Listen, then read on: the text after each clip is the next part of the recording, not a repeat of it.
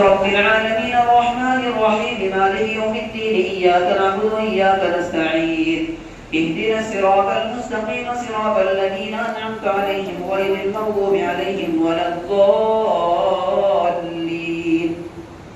وأما من أوتي كتابه بشماله فيقول يا ليتني لم أوت كتابيه ولم أدر ما حسابيه يا ليتها كانت القاضية ما أغنى عني ماليه هلك عني سلطانيه خذوه فغلوه ثم الجحيم صلوه ثم في سلسلة ذرعها 70 ذراعا فاسلكوه إنه كان لا يؤمن بالله العظيم ولا يحض على طعام المسكين فليس له اليوم هاهنا حميم ولا طعام إلا من غسلين لا يأكله إلا الخاطئون.